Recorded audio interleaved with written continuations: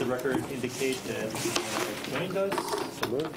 And pledge allegiance. Kurt, would you like to lead us in the pledge? Of course. I pledge allegiance to the flag of the United States of America and to the republic for which it stands, one nation, under God, indivisible, with liberty and justice for all.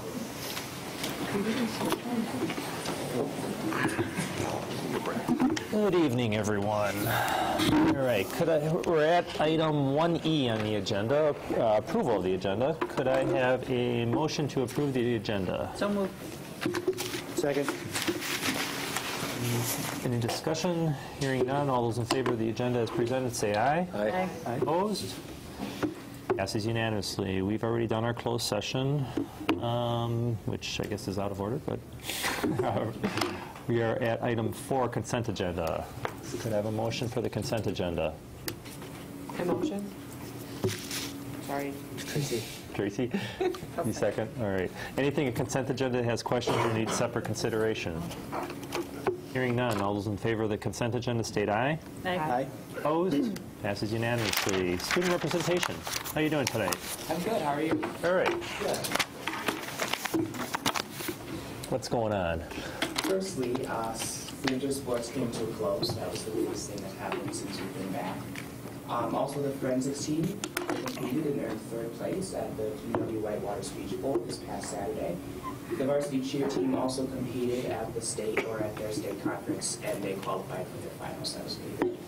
The spring band concert is tomorrow at the TAC, and also parent-teacher conferences are this week on Thursday.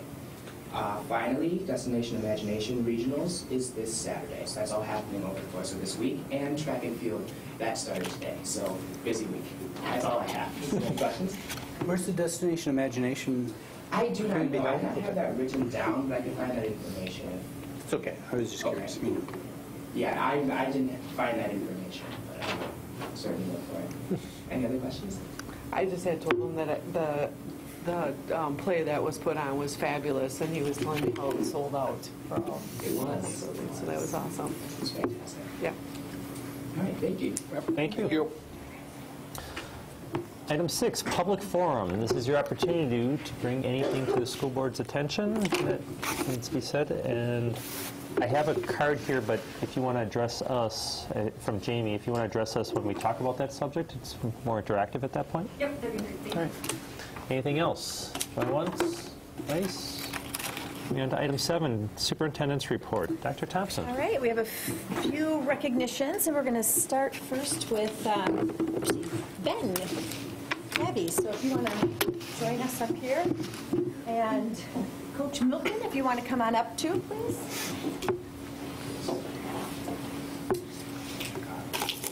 What?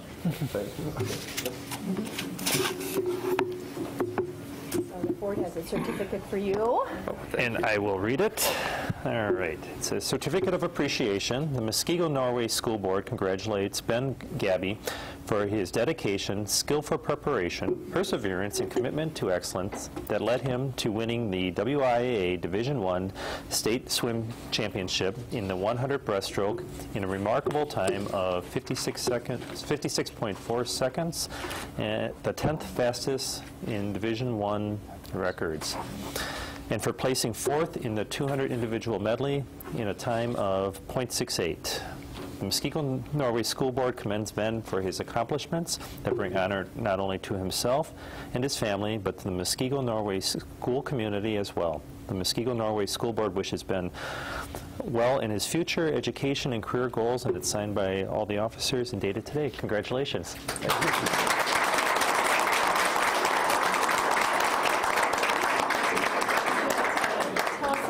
About the journey Ben's been on? Well, Ben's been on a 4-year journey, and he culminated with that by winning a state championship in Madison a couple weeks ago. We, at the beginning of the year, when we walked into our new pool, we thought we'd better prove that it's worth something. So, and I think it's worth the price of the money, so he did a heck of a job. Thank you all. Thank you. Thank you.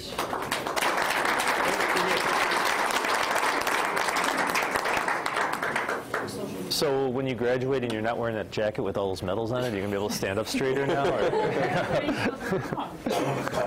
right, ready? 1, 2, 1, 2, 3. If you want to get it straight up, sure, go ahead. Okay. Thank you. Congratulations, Pat. Thank you. What are your plans Congratulations, after school? I'm actually going to the University of Illinois at Chicago to continue swimming. Oh, nice. Very Thank you. good.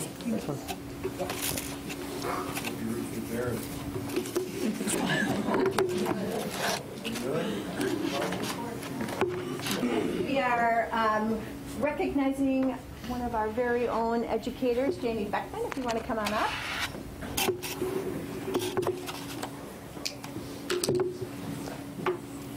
So not only for your wonderful orchestra at the music hall, you've been recognized at the state level, so we want to recognize you for that.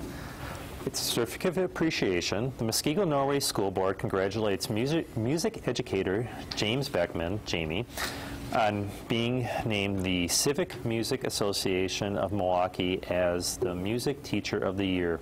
This prestigious award is conferred to a teacher who demonstrates excellence in music education. This is a distinct honor since the Civic Music Association chooses annually whether it will confer this recognition to a music teacher or not. James Beckman has earned this honor from the Civic Music Association of Milwaukee through his commitment to excellence in music education, exhibiting enthusiasm, energy, musicianship? What he said. This is not written at a 6th grade level. Professionalism while building a rapport with students. During his tenure, he has brought visibility to the MHS music program to the community through numerous concerts and other music events. He has exhibited leadership and has been instrumental in the production and coordination of the highly acclaimed Muskego High School annual musical productions. The Muskego Norway School Board hereby commends Jamie for his outstanding teaching ability that brings honor not only to himself, but to the Muskego Norway community and to his students to learn, grow, and succeed in music education. And it's dated today and signed by the board officers. Congratulations, Jamie. Thanks so much.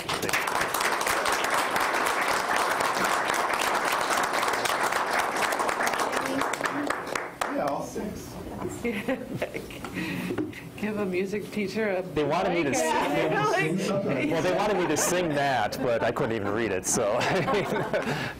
You know, this is very, very humbling. I've been doing this for 22 years now, 16 in Muskego, and it's nice to be recognized, of course, for hard work and some success. But I want you to know that I'm just, one cog in a wheel. I'm part of a really great team here that works tirelessly to create memorable experiences for kids. And through my time here, we've had lots of people come and go. Some of you have known my whole time here, but and some of you are new. But what's remained consistent is the support that we've had from the building administration to the superintendent to the school board. And I want to thank you for that and know that we definitely don't take that for granted. And I also want to say that the high school, it doesn't just magic happen at the high school. We need to have a solid middle school program too. Without the middle school, there wouldn't be a great high school. So I wanted to recognize them as well. Okay, thank you. Thank you. Absolutely. I should photobomb it.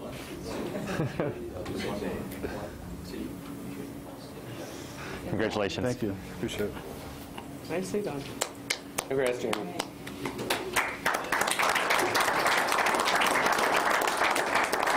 I'm going to ask Jeremiah to come on up, and then all of those who are recognized this evening for the award for our fields, if you want to come on up. And Jeremiah can share just a little bit about the award and the honor that has been bestowed upon us yet again. Check. Yeah, so it's a really awesome time for us to celebrate some behind-the-scenes work that's going on. It was just like maybe 4 to 5 years ago, Steve Cianciolo took over as the groundskeeper at our high school, and within the first summer he was like, hey, do you think we could put yard markers down on the field because we only marked our 5-yard lines. So we're like, yeah, go ahead. And then a few months later, he said, hey, can we put the logo in the middle of the field? And then we did that. And then it became end zones and all types of stuff. And he ended up applying for an award called Fields of Excellence, which is through Pioneer Athletics, who represent and do work across the NFL, across college levels, and they even marked for the Super Bowl this year. So we applied for it then, and we got it for the football field, which is really cool, but now our football field is turf. So they went to work on the soccer stadium and the baseball stadium, and Matt Van Zeelen, who is now our groundskeeper, took over the process of applying for the awards. So out of the 92 fields that were awarded nationwide, we got 2, which is really a cool story. And I just got to say that these guys are super engaged in their work. So I believe, Matt, you're going to be a coach this year in soccer, assistant coach? He was going to be a coach.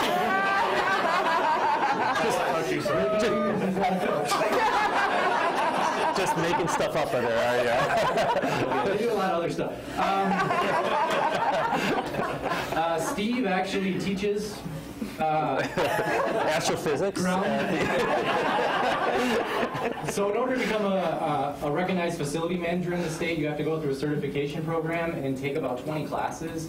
And so in order to get your certification, you have to take a class that Steve Cianciolo leads, along with the former groundskeeper of the Jaguars, the Jacksonville Jaguars. So it's been a really cool process for me just to see him leading and being an example. And they're not just doing grounds care throughout the entire year. So when there's snow on the ground, Daryl is doing our HVAC, so he's running all of our HVAC throughout the district and making sure that's running. And Craig has got a knack for carpentry and all types of work orders. So if you see in the front entrance, there's a really cool display case made out of old flooring. That was him and Steve. So altogether, they do an amazing job, and we're thankful to have folks like you guys that are engaged. So a couple things. For one, we have certificates for all of you, and I'm going to read. I'll read these. But I got to say, a number of years ago, Jeremiah came forward to the board and wanted to start bringing some of this. We used to outsource a lot of our field maintenance and everything, and Jeremiah wanted to bring it in. And I know a couple of us, and I being one of them, were kind of leery of like, do we really want to have our staff doing this type of stuff? Well, I'm glad you brought this forward and talked us in, because we're a better district for it, and it's not just aesthetics, but it's the pride in our facilities and be able to show the community that we're trying to be good stewards of their property, and it really is a highlight. So thank you for all your good work. All right, so Certificate of Appreciation. The Muskego Norway School Board congratulates the Muskego Norway staff member, in this case, Steve Cianciola, or Cianciolo. Low. See. All right. We were debating this earlier. I should, but it's just Steve. We can go by Steve. Yeah. Okay. For his contribution to making remarkable improvements to the Muskego High School varsity baseball field and varsity soccer field. These improvements have involved extensive labor and attention to detail, which has brought recognition to these MHS fields from Pioneer Athletics as fields of excellence. This prestigious recognition has been received by only 91 organizations nationwide, and is a tribute to the commitment of the Muskego Norway Schools building and grounds staff members who have made this honor possible. The Muskego Norway School Board is pleased to commend Steve for his service and dedication to excellence, which brings pride and honor not only to himself, but to the MHS athletes and the entire Muskego Norway community. And it's dated with today's date and signed by the board officers. Congratulations, Steve. Thank you. Thank you.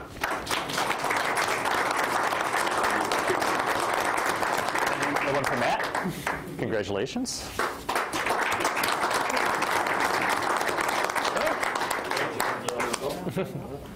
Thank you. Congratulations. Good. Congratulations. And actually, more than congratulations, thank you. Jeremiah, you want to come on up? Oh, I'm good.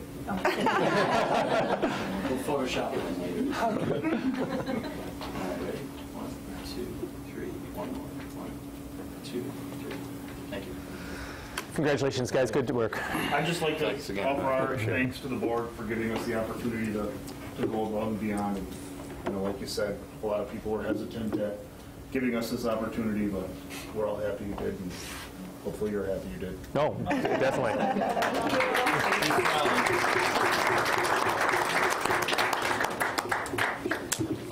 There's a cool aerial shot that's going to be at the Chamber Gala that's being auctioned off, a big one with all your fields. It's a whole high school thing. You guys might want to go and bid on it. It's pretty cool. The Chamber's annual auction is coming up.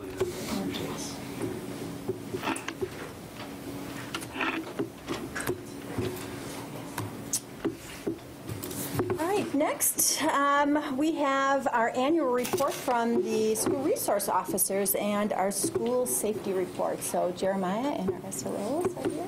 Yeah, so each year the SROs give a presentation, and I think I've managed to work my way into the mix because of the changing evolution of school safety and the need for a safety coordinator. So I'm proud to be able to work alongside of them and be part of the partnership. So I'll talk a little bit about some of the work that we do as a district, and then each one of them will share a little bit about the work they're doing at their schools, and then Lieutenant Krause will add some district initiatives as well that they're partnering on with us.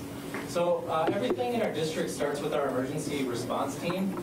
I've shared in the past, this has been a group that's met for at least a decade, and anytime a parent, a board member, a teacher brings something forward regarding safety, that gets put on a list, and then when we meet together as a team, we vet those things. So even if it's something very outlandish, we still take it up and still talk through things. And all of our initiatives come out of that group. And so some examples of that would be our Raptor Visitor Management Program, our Safety Glass Initiative this past year, several other things that we do each year. This year, with our SROs, we tried something a little bit different. So we use data to collect a multitude of things. So we asked parents how they feel about the safety of their kids. We asked staff how they feel about their safety at school. And we asked students how they feel about their safety. So we presented that to the SROs, and at each school we had a goal-setting meeting focusing on those 3 areas. And each of them had action steps towards those areas. In addition to our emergency response team and our goal-setting meetings, we also have executive leadership team meetings. So Kelly, myself, and Jeff meet with the chief and some of the lieutenants and just make sure that the overall program is meeting the goals and just keeping on top of any new things. One of the things that we want to celebrate this year is one of the leading results on the parent engagement survey that went out recently was that they believe, parents believe that their students have a safe learning environment. So that was one of the highest rated things and something that we can celebrate too, especially in light of everything that's going on in the nation. We might think that that might be something that would take a hit. So linked in here is the presentation up right now is dashboard and action steps. So this is what the SROs are using this year. So they've always kept reports. We've put it all into one hub. So this platform we use to track all of our drills, all of our canine searches, all of our everything safety-wise is housed in this place. And this is where they're keeping track of the things that they're doing on an annual basis, whether it's projects or drills that they're doing. And then they're also keeping track of the frequency of different things that DPI says that a SRO should be doing. So below you'll see about 10 different criteria of things that they're tracking at their individual schools and the frequency of those things that are happening each month. I wanted to touch a little bit on threat assessments. So this past year, a new law was passed requiring every staff member at school to become a mandatory reporter. So in prior years, everybody was a mandatory reporter of child abuse and neglect.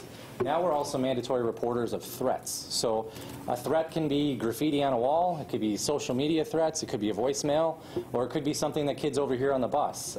Whatever it is, we take it very seriously and we involve the police right away. So this year, anytime we've done that, the police get involved. They assign a report number to that. They help us identify if the threat is legitimate or if it's maybe just something someone said tongue-in-cheek. But at any rate, it's taken very seriously. Some action steps that we've taken this year is if warranted and the threat is credible, the police will attempt to do a home search of that particular student or community member. If it is a student, we've also been able to put technology watches on whatever device they may have to see what they're looking up moving forward, just as a proactive measure. So those are some things from a district level. I'll turn it over to the officers. So we'll start with Officer Hendrickson, who is our Muskego High School officer. So some of the things that we've done within the building to solidify the students' feeling safety and the staff safety is just more presence, more visibility in the parking lots, more visibility in the hallways during lunches, lunch engagements, things of that nature. Other things that we do, we're constantly interacting with kids on all levels, good, bad, otherwise. But I think some of the things that we don't necessarily count, and I would bet the other guys would agree with me, a lot of the good things we do, we don't count and record. Because, you know, you want to help the kids out, but you don't want to be like tooting your own horn saying, oh, well, I did this special for this kid or that special for that kid. We don't want the recognition for, you know, just all the little things that might make somebody's day a little brighter when they're having a rough time. So we don't really record that, I would say. You know, every time you have something little special you do on the side, because, you know, we just don't feel that we don't need to be recognized for all that kind of stuff. We're there, we're doing our job, we want everybody to feel safe. I think it's really important to have a great rapport with the kids. One of the things I pride myself on, you know, you sometimes see kids in tough situations where they end up getting tickets or arrests, but, you know, you engage with them after the fact, and 99.9% of the kids that I've had, you know, to issue some police-related consequence are going to say hi, they're going to wave, they're going to still be friendly. I saw a young man at the gym a couple weeks ago. We had a great conversation, and he's had some stuff, and he was like, hey, it was really nice to see you. You know, so, you know, it's all in how you treat them, even when they're having a rough time, that they're going to respect you and, you know, grow from the experience. And just, you know, you teach them if it's a bad scenario, this doesn't define you. We're done. It's over. Let's move on. Tomorrow's another day. Officer Nowicki, who works at Lakeview, in Mill Valley. Yes. You know, the middle school is a different animal than the high school, so we have, you know, different roles. And, you know, besides, like, we all strive to have a more visible presence. You know, we're out there in the morning. I have received, you know, comments from parents that when they come to school, it's kind of comforting to see armed, uniformed officer outside every morning when they're dropping off their kids, and the bus you know, dropping off their kids as well. The bus drivers seem to like that. And you know, talking to Jeremiah, they wanted more of a presence at the elementary schools too, especially in light of, you know, what's going on nationwide with school safety. So we try to be a little bit more visible there. We do the safety walks there. We walk, just have more visibility, let them know that we're there for them, whether it's the parents, student, or staff. We can help out in you know, many different ways. And you know, I know for me, you know, working in the middle school, you know, these bonds or relationships we meet with the kids, you know, even for me at Safety City when they're, you know, 4, 5, and 6-year-olds in the elementary school all the way through middle school, high school, and even college and beyond, I still keep in contact with some students, whether it's emails or, you know, phone calls and letters of reference and that. So those bonds, I think, are pretty strong, and it just shows the, you know, how great of a community this is to work that well with the police department and the school district. And I think, you know, a lot of this is you know, lifelong.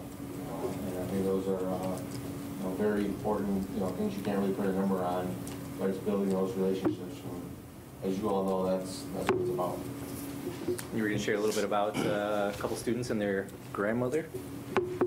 Oh yeah, I do some kind of informal you know, mentoring with some of the young people, and whether it's, you know, shop at the cop, or I know there was a 2 young men that don't have parents, so they're being raised by grandparents, and the grandmother asked if, you know, if I would be more willing to kind of step up, and I do things, you know, away from the police department and try to, you know, be a positive male role model for the young men, and, you know, try to, you know, maybe even have some of those talks that fathers have with their kids that they miss out on. I kind of have those and just try to steer them in the right direction and spend some time with them away from school, away from things, and it's totally voluntary. And you know, Grandma's on board, and it's just something that I enjoy doing, and I think it's a worthwhile cause. And hopefully they grow up to be, you know, good citizens in our community. So. He's being very humble in the story that he shared. So. And then lastly, we have a new Officer Lang, who took the place of Aaron Cortese, who was at Bay Lane last year, so now Muskego Lakes Middle School. And Bay Lane Elementary, Dylan has been doing a fantastic job, and I think we're all very thankful when we had the new school open. Traffic wasn't always easy the first week, and he was out there making sure everybody was getting in the right spots at the right time, and just solidifying a lot of the relationships. So I'm here to talk a little bit about staff feeling safe in the schools, and one of the biggest priorities is obviously getting to know the students, but to me it's a priority to get to know the staff as well. I don't want to be some kind of mystery man just walking halls and only getting to know the students. And if a lot of the teachers don't know me, I feel like I wouldn't be doing my job. So one of the biggest things for me is speaking with the teachers a little bit each week. I just try and get to know as many of them as I can. And it's getting to the point where I know a good number of them pretty well now, where they're actually coming to me with their own personal issues or asking for advice and things like that. I just feel like it's important for them to get to know me and who I am, just to know that I'll have their backs if something happens, to help them feel safe.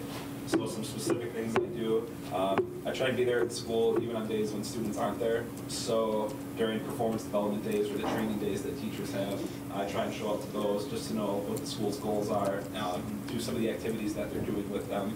For parent-teacher conference nights, I try and do that as well, just walking halls.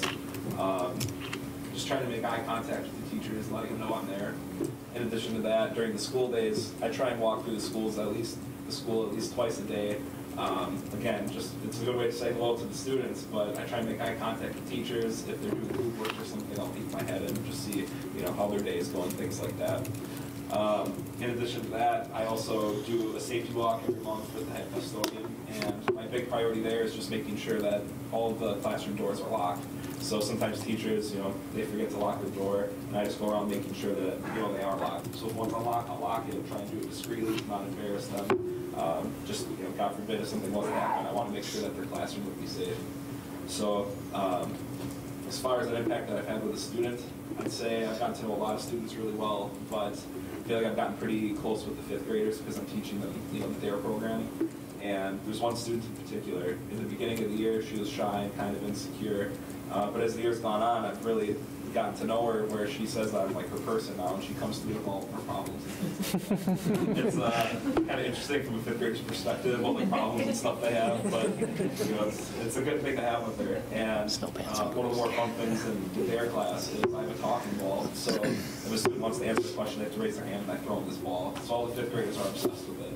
And when I'm not teaching this 5th grader, she's like always saying, "Can I just hang on to the talking ball so that I can go from class to class with it?" So it's just one way I let her have it, so she can just mess around with it during class and stuff. But it seems like it's made a difference.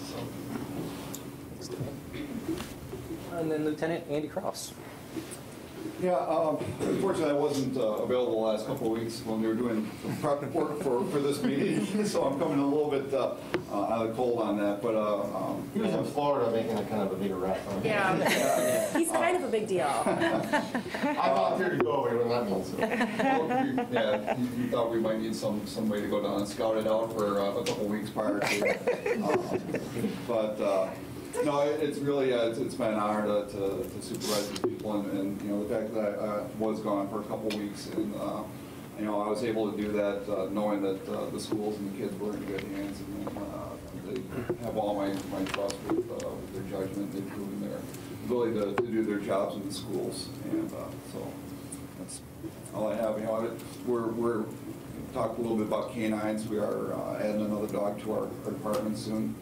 So it'd be nice to have that additional asset that we can put into place, whenever it's needed when we do our routine searches. And we've since partnered with the newish community resource officer, Officer Sartorius, and he's been partnering with these guys to do safety assessments at our schools. So we've kind of been ahead of the curve. This new DOJ requirement is that we do safety assessments, and something we've always done, but they're taking a different lens and really going a little bit more deeper. So they did one last week at Mill Valley. It was really thorough, and then we take that report combined with the things that we've already done and send it over to DOJ, which is great for the partnership. And then we just wanted to talk briefly on canine assisted drug searches. So this is something that we've been doing for almost 10 years now. You'll see on the screen there's, we do the searches, and we measure the number of indications that we get when we do the searches, and also the number of positive results. So the indications have been going down over time, as is it's been consistent as far as the positive results. But I don't know if any of you guys want to talk to what that looks like when we have that happen, when we do a search. Well, the dogs are trained to indicate on the odor of the drug.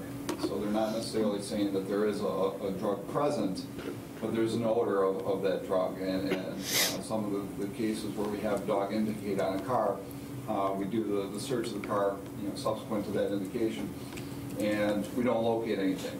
But we also take the time to talk to the students and see if, okay, is there a reason why this dog would be picking up on an odor of a drug there? And sometimes we're able to determine, yeah, they've had friends who, might be dabbling in some drugs.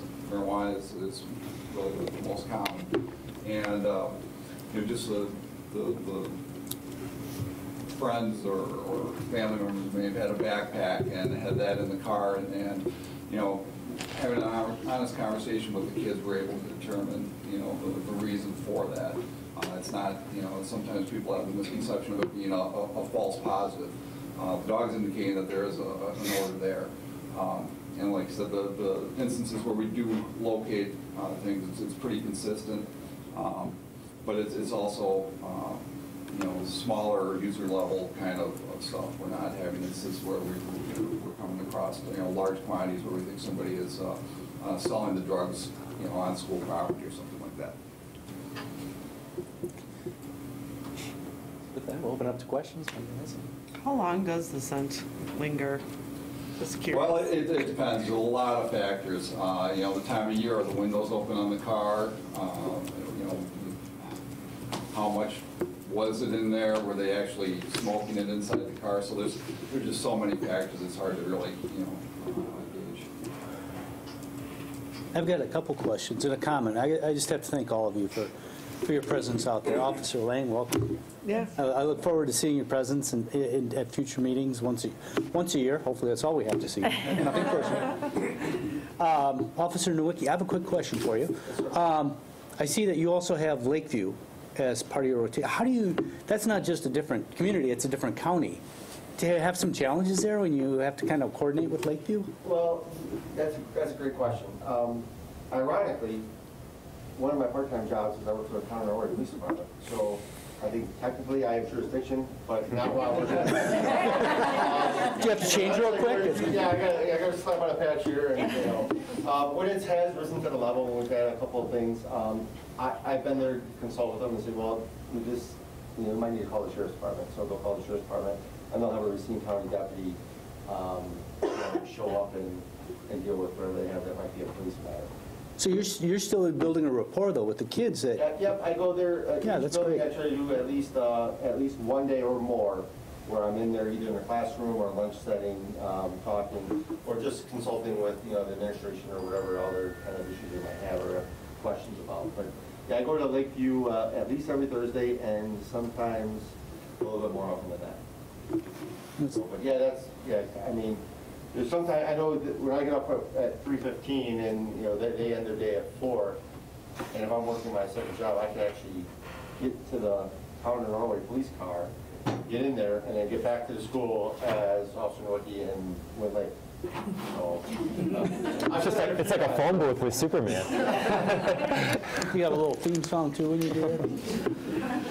Have you ever called his cell phone? That's fine. And Officer Hendrickson, as always, thank you. My question always is, how is the parking lot? doing every year? Because I remember it was a demolition derby when my daughters were going there. A couple speed bumps here and there. I'd have to say accidents I feel are down, although we've had probably in the last month, I'd say 2. And I have 1 pending wrong way driver complaint. But honestly, the biggest thing, and this is minor, that the biggest and most complaints I get are people at the end of the day parking in the 4 health service center spaces. That's like the biggest complaint I get is people are parking in there, you know, at the end of the school day, and, you know, I just end up calling and saying, please don't park there. Can you just park in, you know, the traffic lane and wait for your child? We've had some complaints with regard to cars stacking up out onto Racine Avenue. And my response to the parents is, they don't have to do that. They can pull in the lot. We have ample space for them to wait in the 2 traffic rows up front for their children, but they're not doing anything illegal. So I can't force them to pull into the rows. And a parent did bring a concern forward and requested a stop sign in the parking lot. And I am happy to announce that we do have that stop sign. It is posted. It's on the wrong side, but we're going to get that fixed. Well, great, thank you. You know, for the last, since my daughter started going to the high school, my complaints about the and I know it improved while they were there, and it's good to hear that you're still continuing on that, because that is a concern for me. And we address any and all complaints that come in. Thank you. I'd just add to your question, too, about Racine County. We have invited them to our emergency response team, so they've come to a few meetings to the state, so there's representation from that county as well. And they come to our lockdown drills as well, and do the lockdown at Lakeview. So then if you're like at Lakeview and Mill Valley 1 day a week, then you're at Lake Danube just 3 days a week then? No, I'm still there, but I'm just not there as long. So if I go to Mill Valley, I'd be for an hour or 2. If I go to Lakeview, I'd be for an hour or 2. And then, yeah, the majority of the time at Lakeview. We tried to talk about how we make the most of that time. So I know Dylan over at Bay Lane, we talked about doing traffic duty in the morning to say hi to the parents, but also be there once the students are in the rooms and be able to pop in. And I'm not sure if you ever got into the announcements thing, but that was something we talked about too. Yeah, how is Bay Lane doing? It's good. Because parking is of the essence there. Yeah, there's a little bit of a struggle of traffic at the beginning of the year, but it seems like we got it figured out lately. It's just been parents parking in the handicap spots, but I think it's just with so much snow, they don't really know where they're parking. But otherwise, things are going really well there. So. Big school. Anything else on the board? For me, I think, and I think Brett kind of touched on it, but all the activities that we have in the district, from especially that pep rally, and the athletic events, and from even the arts and the plays, there's always a significant police presence even beyond yourselves there, and you're kind of in the background, but you're there. And I mean, honest people stay honest, good people stay good, and I appreciate that. And we just don't have issues at major events, and I think a lot of that is because of the police presence, and so I thank you for that. And I'm curious on, I've got 2 other points on these drugs searches. So, and I don't need a detailed explanation, but so what's the reaction, I guess, the perspective? I mean, are we doing enough? Are they successful? Are they working? When we go into a classroom, what is your perspective on the students? I do think it has been successful just by looking at the number of indications that are down. That tells me that not only are the kids learning you can't be bringing it to school, you can't be around it, you can't be in your car. And if it was, we'd be getting more of those indications here in the parking lot. So I do think it is making an impact. It's one of those things that's hard to prove negative. But I think by looking at those numbers, and I think overall our drug activity in and around the school has gone down. Okay, because we always struggle with, it's not a part of this discussion, but the random urinalysis testing, and what percent are we comfortable with? Do we need to do more? Do we need more searches? Are we at the point where the police department thinks we're okay? And so that's kind of what I'm looking at. And then I guess my last point is there anything else that we should be doing or that's on your minds that you'd like to do, you'd like the board to know that? Yeah, nothing off the top of my head. As far as the number of searches, Jeremiah, I think, has kind of looked at the numbers of the searches that we do compared to other school districts. I think we're near the top, if not at the top. Yeah, and it seems to have grown each year if you look at the chart. Okay. Quite a bit. And our K-9 teams, we partner with other jurisdictions. It's just there's too many cars for just one a dog or two to do here. So it's pretty common for us to go help New Berlin, or even we've helped Oak Creek and vice versa. They'll come out here and help us so that we'll have enough dogs that they can do what they need to do and not be overworked, and the dogs get stressed and aren't as reliable. So we have a good partnership with the other jurisdictions for that. And I really can't think of too much else at this point that we need to do to. No, I think we've got some support from the city regarding a new vaping ordinance this year, which we are using whenever we encounter those devices. And I think that right now we're using it a lot, but as the word gets out, I think that that's going to trend down. Good. Yeah, we worked on that a while ago and got nowhere. Comment on a personal observation on some of this. I don't know if it really proves or just proves anything.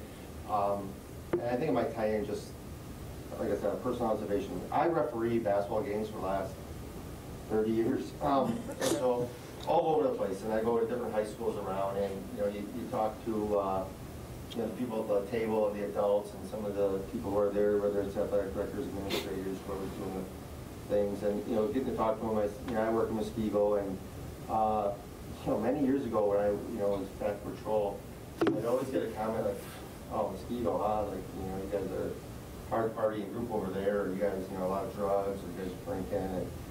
And I'll tell you what. Now, when I say that, I'll bet you within the last 10, 12 years or more, I get mostly positive feedback. They say, "Oh, wow, Muskego, that's a great community. Oh, what a great school that is." And I tell them, I work in the school district.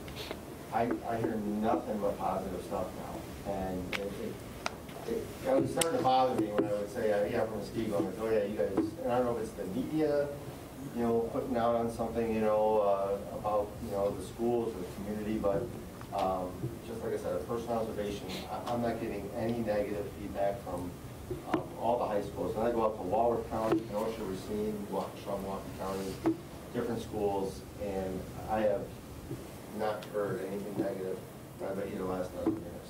So. Thanks for sharing that. Thank you. Oh, and the last thing, so you've got the tools and you're satisfied that, you can do what needs to be done to secure our schools and make them safe and all that stuff, right? Okay. Absolutely, yeah. I think we've taken some positive steps in the last few years. Officers having key fobs, so they have easier access to get into to provide help when they need it.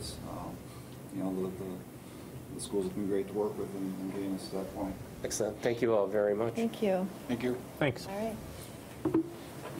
Right. Always good to see you guys. Thank you. Thank you very much. The last item in the superintendent's report is the contributions to the profession. Nothing's been added. That concludes the superintendent's report. Thank you. Moving on to item 8, other reports, President's report. So you'll see the attachment. I'm not going to go through the whole thing tonight necessarily unless there's anything that's popping up that someone wants to discuss, but the results of our self-evaluation for the board. By and large, we're observing that things that need to be done are being done, either almost always or often. There's a couple outliers on there, but by and large, it seems like we're following, the processes that we need to do and to ensure success from our administration. Is there any comments or questions on any of the information?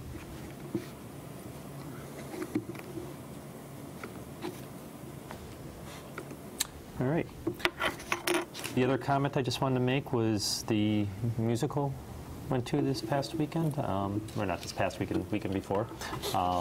Outstanding. I mean, it's unbelievable how talented these kids are, and it's fun to have a nice subject matter like they had. Footloose I think is a fun musical to do, and it's something a lot of us can relate to because some of us were in high school when it came out, and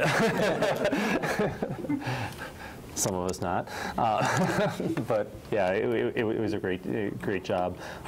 The community as a whole, I mean, it's amazing. You go to something like that, and it's not just parents of the kids.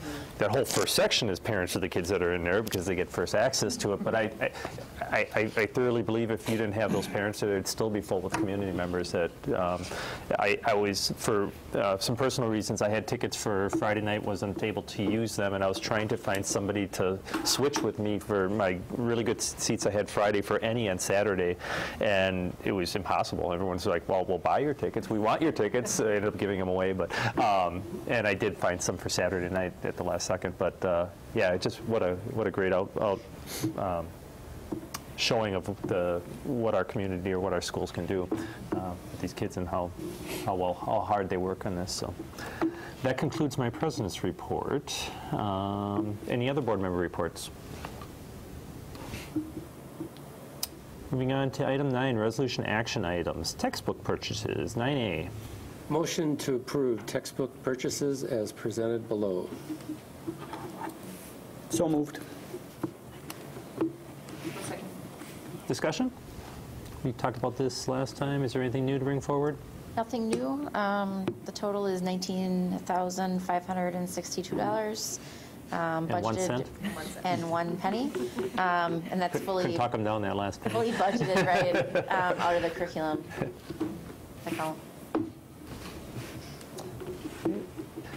I did go, because I sit on the library board committee, and I did ask them if they had textbooks within the library district that the students could use if they were at the library and such, and they said they did not, and so she said she was going to contact you to see if there was something that we could partner up with the library for the students while they're there, when the schools are closed.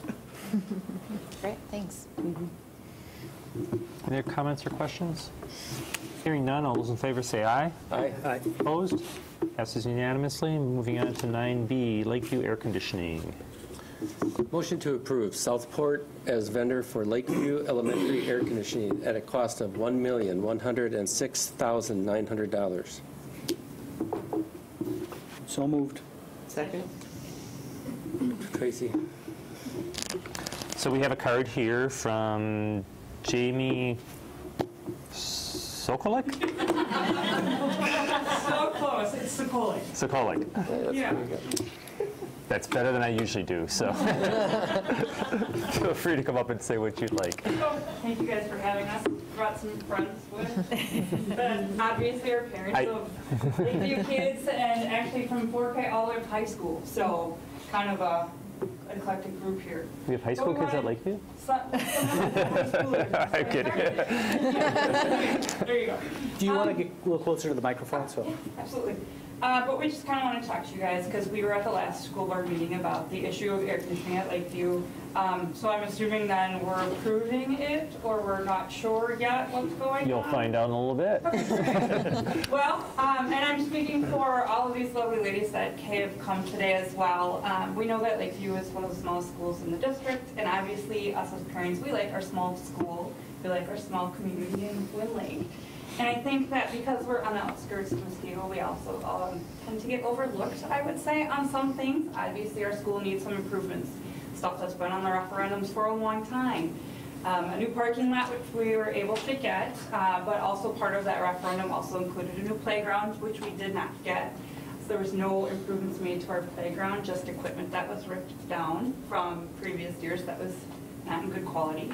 So, you know, we obviously we would like a gym and everything else. You know, we have a very small school and limited space. So, with that though, with the air conditioning things we wanted to talk about. There was some talk last time about the previous referendums and how people had turned it down because of different reasons, but that Lakeview Air was on there and parents turned that referendum down. But it wasn't for us speaking, it wasn't because of that, but the other issues that were on the referendum, like the new school and things like that, that we weren't in agreement with. It wasn't about the Lakeview Air. So if it was on this last referendum, obviously we would have been in favor of that then, but it wasn't. But I wanted you guys to know that, I don't know if you guys were aware, but that our janitor walks around from class to class when it's hot in the summer months with a temperature gun to see how warm it actually is. And they've actually had to move students out of the classrooms into different areas because it was far too hot. Not uncomfortable, it was safety concerns that they'd had to move the kids. So obviously it's an issue for our school. There's been also talk about,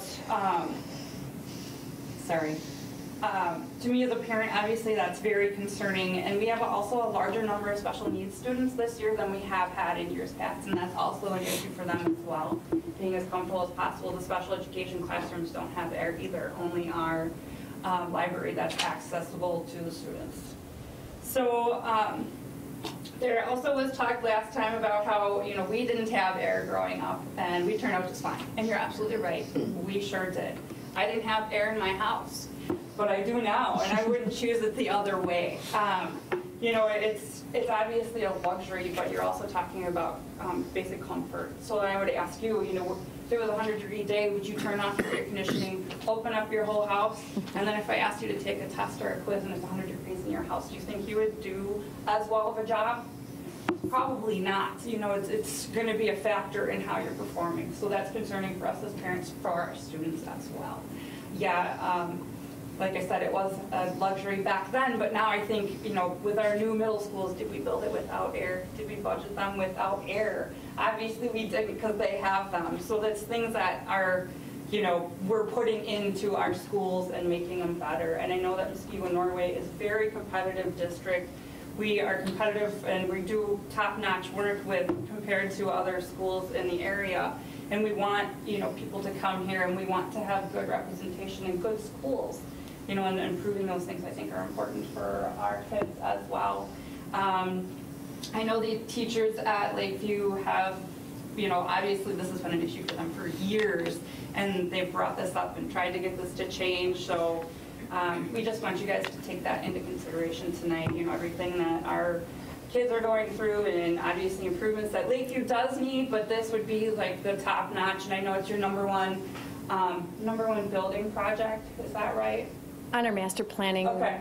Yeah, and you know, there's discussion. Obviously, I know that the initial quote was for far less than what you got, you know, had, or the initial estimate was for far less than what was actually bid. But obviously, if there's two companies that are coming forward with very similar bids, that tells me that the initial estimate was very low. And pushing this off for another year, 2 years, or even if at all, I don't think would be in the best interest coming from a parent perspective, because we all know construction industry, things don't get cheaper. They get more and more expensive. And yeah, we can try and save and get more money for it next year, but what's to say something else isn't going to come up and this gets passed on again and again. And I feel like us as parents feel that that is continuing with what's happening here. So we just want you guys to come, and we got, you know, some people just show support that it is important for us and it's important for our kids. So just like you guys to take that into consideration tonight. Thank you very much. Any questions for me? Thank you. You did a nice job. It's not easy. You did a nice job. It's not easy to get in front of an intimidating group like these people up here, I understand, but no, it's a nice job representing your group. All right. Any further comments, questions? So I've got one. So on here, what we have to do today is, so if I'm looking at this right. Are you looking at the options? Yeah, so is that really what you're trying to? No, so I'm not asking for defeasance discussion today. I'm just showing, because the board had asked if we put more money into principal, paying on the principal, what does that impact? And so the recommendation is still to use the balance. We can use the funds from the proceeds. That could be another discussion.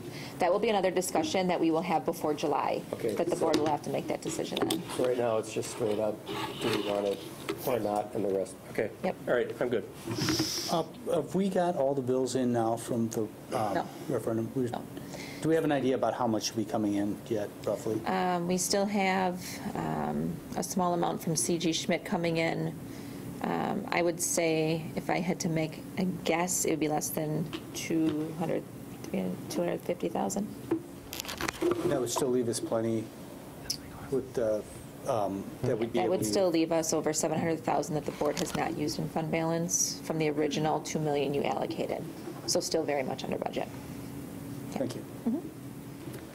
You know, Eric, you were kind of concerned about paying down the deficit versus air conditioning, and I did a poll of my friends of what they would think would be the better thing to do, and 100% said air conditioning at the school over paying out the debt. I never said we wouldn't do the air conditioning. No, I know, but I'm just saying, I said we'd do the air conditioning when we had money in the fund that we put aside to do capital projects. So that would be 2021. Correct. That's the earliest we can use that, right? That's the earliest that we can use that, right? And Did we determine, because we created that fund in what, December, right? Mm-hmm. So did we determine if we can use it July of 2021, or do we have to, or is it really December? It's in the fiscal year of 2021. So we would have to wait for the 2021 school year. July, so Correct. what's the effect if we did choose that route? 2022 would be the to get it in and installed. Yeah, to get it in and installed, because we could not even. The summer of 21. Well, you can't. Well, we wouldn't be able to start the work until after July 1, otherwise it'd be prepaid July 1 construction. of 2020. 21. 2020. Oh, okay. It'd be 2020. Mhm. Yep. Okay. Yeah, but during wouldn't they that need to start fiscal in year. May? They couldn't start in July and get it done, right, Jeremiah? No, they're going to start like tomorrow, so. If it goes. If they waited till 2021, though, like if 2020, they would still need. It wouldn't be able to start in July and be finished by the time school started. Yeah. Sorry about that, I think. Okay, any other questions or comments? Hearing none, all those in favor? Oh, right. Holy cow, that was quick. Well, I asked, no one was saying anything. So I just want to get some clarification. All right.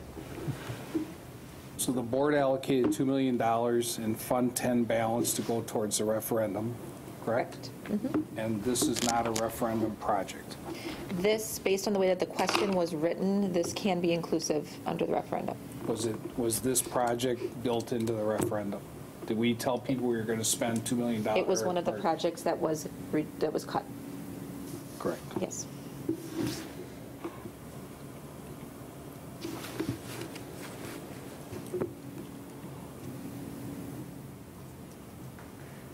The bond funds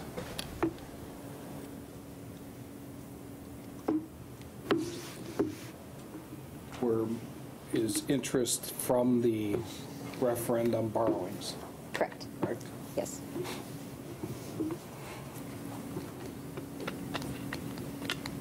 Yeah, we got all 43 million right away, so we invested the majority of it based on the construction schedule. So the interest earnings for the bond funds can only be used for referendum projects or to pay down debt. Correct. And this is not a referendum project. It can fall under it. It was not on the list, but yes, it can fall under this, the question. We checked with bond counsel My on that. point is, we didn't ask people if we could use that money for air conditioning at. It just said Lakeview improvements. Just wait, let. Yeah, the way that the question was written for Lakeview, Bay Lane Elementary, or Country Meadows at the time, Mill Valley, and the new middle school, and then inclusive of furnitures, fixtures, and equipment for any of those schools would fall under the question. So at some point in time, we had air conditioning in the referendum question, or we were debating. No, the question we kept very general. It was just internally the projects that were discussed as part of what could fit under that 45 million. All right, so we discussed air conditioning for Lakeview, and we took it out. That's a fair statement. Yeah.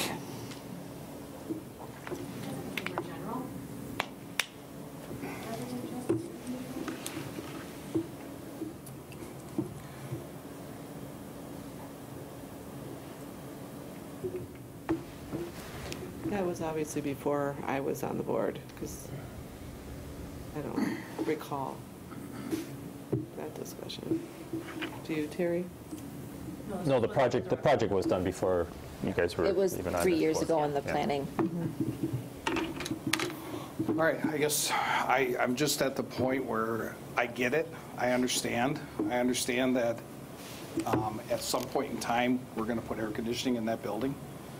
Totally understand that.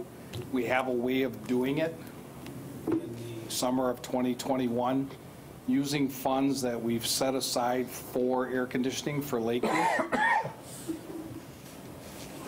The way I interpret this is air conditioning for Lakeview was not in the referendum.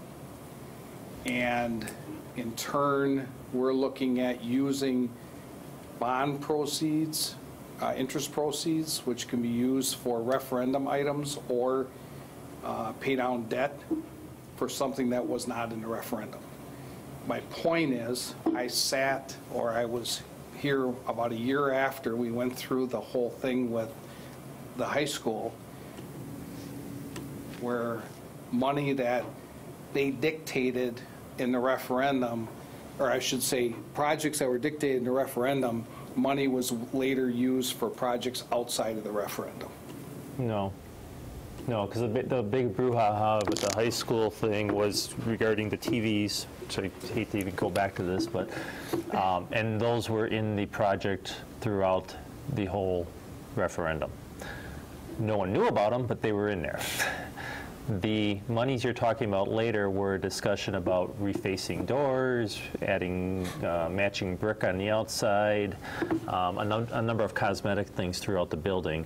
That's where the discussion came from for that. Okay. And all right, I stand corrected.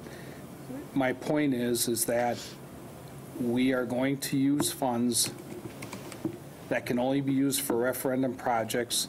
This is not a referendum project. It was not in as a referendum project or to pay down debt. So. Well, we didn't list every item in the referendum. That's why we can do it for this because of the way the wording is. There's a lot of things that we did throughout the whole referendum projects that weren't listed. I mean, I can go. Anything for $1.1 million? Guessing. We didn't specify a parking lot at the new middle school, but we put one in. Using 1.1. Kind of assumed, but. Using 300. Yeah, we're using 300 some thousand, and probably if I thought hard enough, there might be something that's probably half that at least. All right. There's a six-figure one in there, I'm sure, somewhere. My point is I don't think we're using it in an appropriate way based on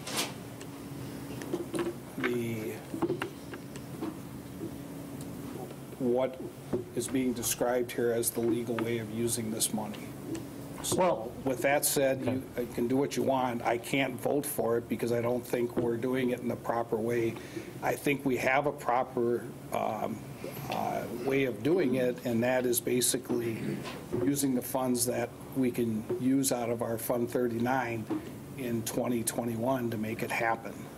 Quick question, how much is in the Fund 39 right now? It doesn't matter. We can't touch it. Eric, how would you describe? No, but I mean, wait. maybe Everyone just $10,000. Wait. We're not just going to just be spouting off About at once. 130,000. Couldn't even touch it. That's what we would add to it for the next 2 years to make sure we have the amount of money we need to do it. Bob? One option that you have in here, Julie, is number 3, which is to utilize fund balance, the amount of 356. If we were not talking about referendum dollars, we did not set the $2 million aside like we did for the project, right, for the whole building project. Would we have the ability to use $356,000 out of fund balance? Yeah, we have legal opinion from our bond counsel that says that that's a proper use of those funds for that particular project, given the way the question was written. Sorry, I'm trying to separate the two. Okay, I'm sorry. If we were just you're asking if we were just take fund balance and pay That's for correct. So we don't have the referendum. We didn't build it. Yep. Could we dip into fund balance for projects like this? Yep, absolutely. And what impact, if we decided to do that and use the 356 of the bond to defease debt later? I know that we're not talking about that right now. But the 356, what impact does it have on taxes next year? Because it goes, we're overspending now, correct? Okay, so It's about a 20-cent increase When I looked at it yesterday, it was about a 20-cent increase per thousand on the tax levy. To use this 356.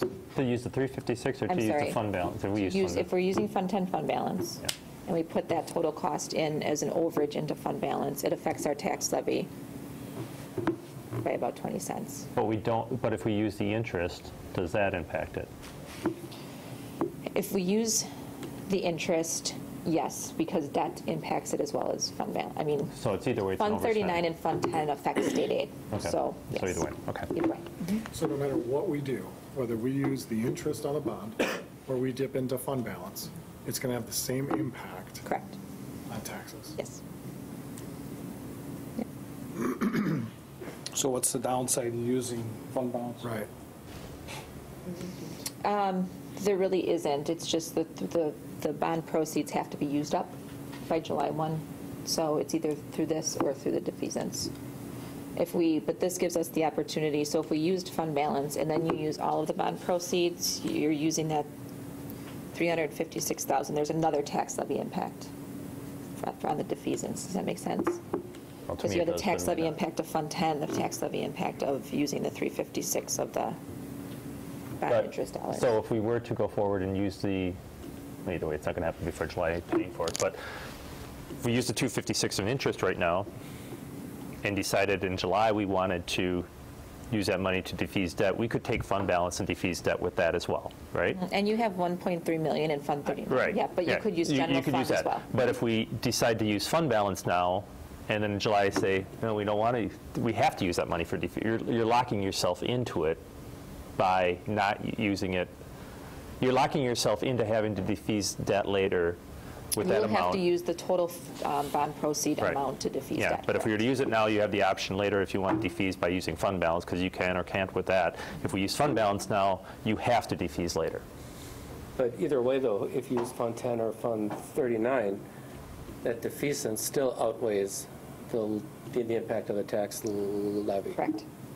So Your interest savings are anywhere between 400 and 700,000. So you realize it, so regardless, and that was kind of the hit for me, was what's the true cost of this? Right. And right now, regardless of how you do it, you could do it, but the interest into Fund 10, or I mean, use the interest to defease debt, use fund balance to offset the 750 to get to the 1.1.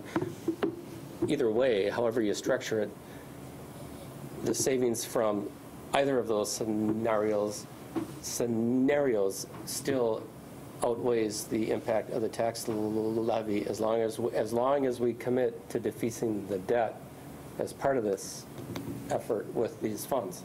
Correct. That would be that was the big answer for me here. So.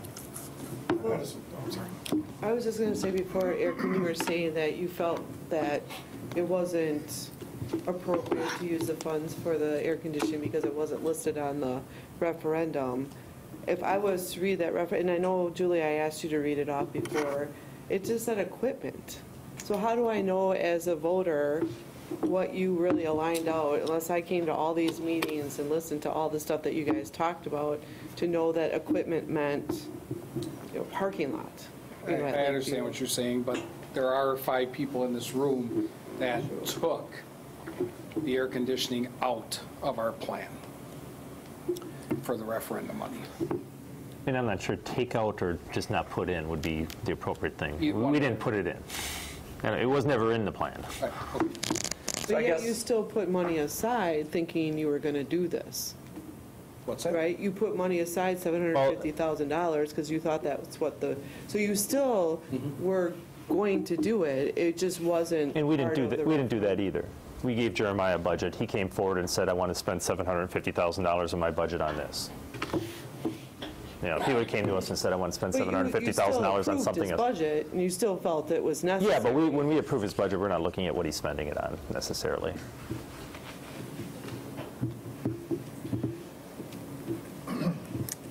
But in my mind, there's 2 options. We either move forward today, or it doesn't really matter to me if we go fund balance or interest from the bonds or whatever. It's either move forward today or move forward in summer of 2021. And I guess from a, I'm not saying we don't need it. No. I'm just saying that there's a, when do we need it? Yeah. And I think we can wait till 2021. I think we could wait till 2025 if we wanted to. The realization is, I think from a fiscal standpoint, this is the best, most fiscally responsible way to move forward. If we plan on putting it in, you do it now because we have the money. It has the least impact. It doesn't have the escalating construction costs that we're going to have. That we may have.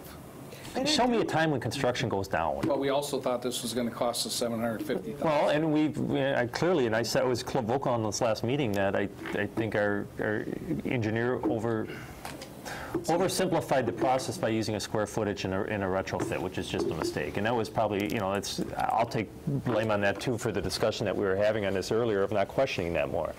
I mean, I'm not in construction, but I know enough about it that you don't use a square footage for a retro. Or it's just not an advantageous time right now to bid out an air conditioning unit because of other work. Judging that we got two bids that are almost identical, I guess I would disagree.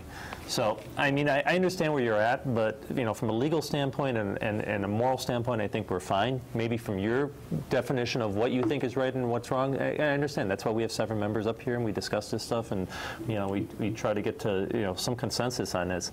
I can respect that. I just respectfully disagree with you on it. Let's move forward. Yeah, so.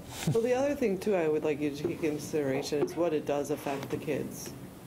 Do you not think that it affects the kids if they're sweating? Some effect on the children. I do think that that's a huge, and what is our goal here as a school district and the school board is to get the best outcomes out of these kids. And if we're putting them in a situation where they're not going to get good outcomes, I think we're doing a disservice. We also have to be responsible to the taxpayers. I get that too. I get that too. All right, let's move forward. Any other discussion? All right, all those in favor say aye. Aye. Aye. Opposed? Nay. We have passing at 6-1. Thank you for coming, everyone. Thank you. Moving on to resolution action items 9C, gifts, grants, and bequests.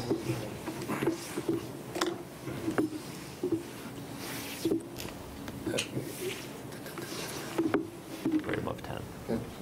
I got it. All right, motion to accept with thanks gifts as indicated below. Mill Valley Elementary School from Bray Architects, $600 for bench at Mill Valley Elementary School. So moved. All right, discussion? Thank you. Thank you. I have a question. What does the bench look like? Get any idea, or is it? It's just a standard bench. What had happened was they designed some landscaping outside the front, and because of the awning there, the landscaping just isn't taking. So they said they would just replace it with a bench for us. So tit for tat, kind of. Okay. Put Buddy Bunch on it or something. All right, all those in favor say aye. Aye. Opposed? Passes unanimously. Moving on to discussion items. 10A, 2019-20 budget. Anything new and exciting? All right. Any questions for the budget? Hearing none, moving on to 10B, transportation. I have to recuse myself. On what one? We're just talking software. Yeah, we're talking software. I think you're fine with this. I think you're good. I can stay. Nice try. Here, to try to scan over here. Oh, I don't know what exciting software is, but. So this year, we were going through the RFP process, and one of the things that as a district we would like to do is purchase our own transportation software. So all companies use transportation software. When we transition companies, if and when we do, all of that data is lost. It's not something that the district maintains. And so there is an upfront cost to it, obviously, and you saw the numbers within board docs, but having that software on site gives us greater flexibility with how it interacts with Infinite Campus, having more of an online parent portal access. Parents will have apps to be able to track buses, and that's the ultimate goal. It also it does allow for a mapping and districting software, so we do pay for our mapping software now that we would be able to end that contract and be able to utilize these services for in the future. So there's a lot of benefit to it. This is something that I would be able to take out of my budget. I have a personal service budget that I don't often use, and this is something that I think would be very beneficial to us. So there are 3 companies that we got quotes from, and you'll see that if you just look at the year 1 cost, Edgelog is the cheapest. However, their annual licensing fee 2 years or the 2nd year and beyond is significantly higher than the others. So our recommendation is to go with TransFinder. The overall maintenance and routing capabilities of the company, they would be taking that over. It's not something we would be doing in-house. They just have a login to be able to utilize the software.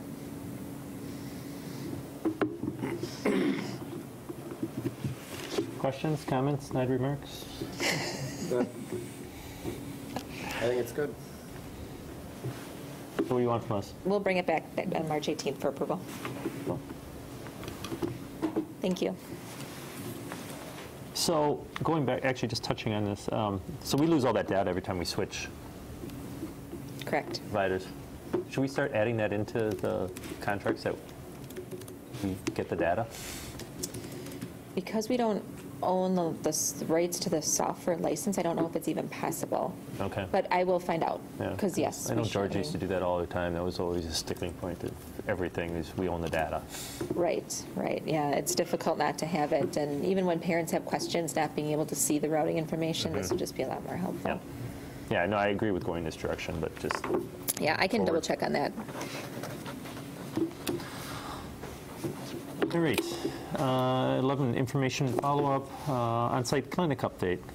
So I just wanted to share with you, this is something that we used to give you an update every other board meeting. This is just a document that we pulled together just to show quarterly how the clinic is doing. It just shows over the different quarters what our participation numbers are, how many dependents or what our dependent participation is, how many visits we have, just that you get an idea of capacity and how the clinic is being utilized. It also shows the top 10 visit types, the top 10 lab orders, and the top 10 medications that we dispense. And then it also gives a very high view of the different things that we test for, especially with the HRA, so showing the different cholesterol numbers, the blood pressure, triglycerides, glucose, and the body mass index. And it shows you from quarter 1 to quarter 4 the change. So anything that you've seen declining on the difference column shows where there's been improvement, and to us that's a direct result of actually bringing awareness to those issues and having, if you have any of these issues when you go in for your HRA, one of the requirements is that you go in for a follow-up to help create a plan of how you're going to help improve. So this just shows some of the things that Jenny is doing within the clinic to help people create less risk factors for themselves. No more donuts on Friday? Well, maybe not. We do popcorn Fridays here. There might be donuts tomorrow just because it's Punchki Day, but. I was going to say, Tony, yeah, okay. Are the quarters by the start of the year, or is it like starting from July until? Calendar quarter or school year It's a quarter? calendar quarter, January to December. Okay. Yeah, we run differently, but they look at it from a calendar perspective. Okay. So the 960 visits is kind of like the winter months and colds and. That's basically everything in 2018, January to December. No, for quarter 4? Oh, I'm sorry, quarter 4, yes, is the last. Okay. Yeah, the last part of the year. What are unique patients? What are what? They're not special. So in the number of visits, it's not necessarily, let's say quarter 1, it's not 531, it's 239 people that went in multiple times. So we're operating near capacity, it looks like, the last 2 quarters, or actually above if you look at quarter 3. Well, if you look at quarter 3, that was right before we added Tuesdays. Yeah, they just changed the hours. So we added more hours. So we've extended now to 30 hours a week, and that's why we see the drop in quarter 4, because now we have a little bit capacity built in. Right, but it looks like we might be building up, I mean, it's still 95%, we're getting close to capacity. How flexible is HealthStat adding more hours as you? Whatever we want to pay for, they'll do. I would say that our clinician, who we love and want to keep, And we found out that our new MA is starting Monday, and she's going to be more permanent than the other ones that we've had in the past. So I don't know that she wants to go over 30 hours a week. So if we do see an increase in capacity, we'd have to start looking at another provider.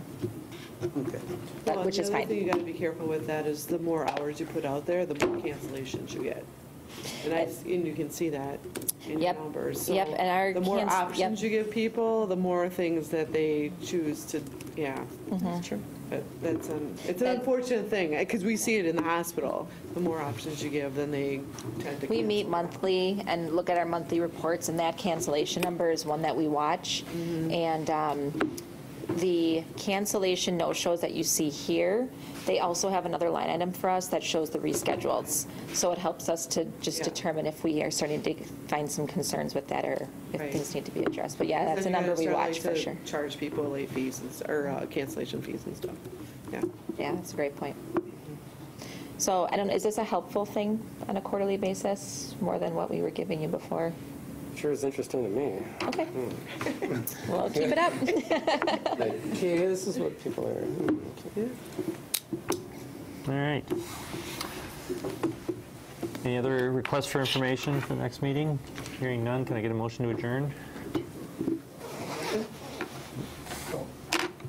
All those in favor say aye. Aye. Opposed? We're adjourned at 8:31. Yeah, Rick.